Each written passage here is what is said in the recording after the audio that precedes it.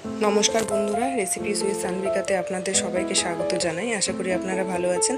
তো আজকে আবার একটা নতুন ভিডিও নিয়ে আপনাদের কাছে চলে এসেছি। আজকে আমি যে রেসিপিটি করব সেটা হচ্ছে কাতলা মাছের মাথা দিয়ে লাউ ঘন্ট।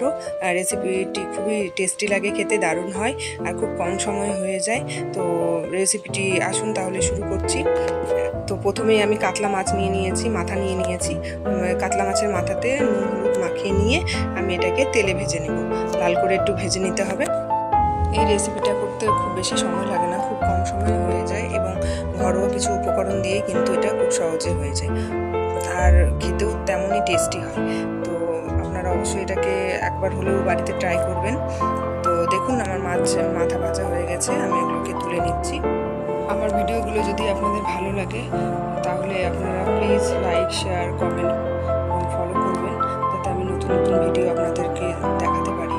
তো দেখুন ওই তেলেই আমি কিন্তু দিয়ে দিলাম 1 চামচ পাঁচফোড়ন, একটা শুকনো লঙ্কা, একটা কাঁচা লঙ্কা আর একটা তেজপাতা দিয়ে একটু ভাজা ভাজা করবো। তার মধ্যে দিয়ে দিচ্ছি আমি কুচনো লাউ, যেটা আমি কুচিয়ে রেখেছিলাম, ঝুড়ি করে কুচিয়েছিলাম। লাউটা যদি কুচি হয় তাহলে খুব তাড়াতাড়ি হয়ে যায় রান্নাটা এবং লাউয়ের মধ্যে প্রচুর ময়েশ্চার থাকে, জল থাকে, সেই জল দিয়েই কিন্তু রান্নাটা হয়ে যাবে। এক্সট্রা করে এই রান্নায় জল দিতে হবে না।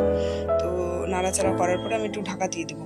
আমি এই রান্নাটা ঢাকা দিয়েই করব আর কম আঁচে করব রান্নাটা, যাতে ওর ভিতর থেকে যে জলটা বেরোবে সেই জলে যাতে রান্নাটা হয়ে যায়। তো ঢাকা খুলে আর একটু নাড়িয়ে নিলাম। এরপরে দিয়ে দিচ্ছি 1 চামচ হলুদ, 1 চামচ নুন। এটা দিয়েও আমি একটু নাড়াবো। নুন দেওয়ার পরে আর একটু জল বেরোবে। দেখুন লাউটা কিন্তু এখনই প্রচুর জল বেরিয়েছে। তো তারপরে দিয়ে দিচ্ছি আমি 1 চামচ কাঁচা লঙ্কা আর আদা বাটা, 1 চামচ জিরে গুঁড়ো। এটা দিয়ে আর একটু নাড়তে হবে, কষাতে হবে। এই রান্নাটায় বেশি মশলা লাগে না, অল্প মশলাতেই কিন্তু রান্নাটা রেডি হয়ে যায় আর খুব কম সময়ে রান্নাটা হয়ে যায় আর খুব টেস্টি হয় খেতে।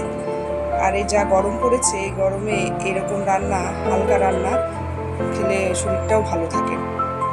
দেখুন আমার কষানো হয়ে গেছে। আমি ঢাকা দিয়েছিলাম, ঢাকা খুলে নিয়ে আমি ভাজা মাছটা দিয়ে দিচ্ছি। এই মাছের মাথাটাকে একটু খুন্তি দিয়ে ভেঙে নিতে হবে। ভেঙে নেওয়ার পরে একটু নাড়াচাড়া করতে হবে, একটু কষাতে হবে। কষানোর পরে এটাতে আমি দিয়ে দিচ্ছি 1 চামচ চিনি, দিয়ে একটু নাড়াচাড়া করে নিয়ে আমি আবারও এটাকে কিন্তু ঢেকে দেব। ঢেকে রাখবো 1-2 মিনিটের মতো। ঢেকে নিয়ে দেখুন ঢাকা খুললাম আমি, আর রান্নাটা প্রায় আমার রেডি হয়ে গেছে।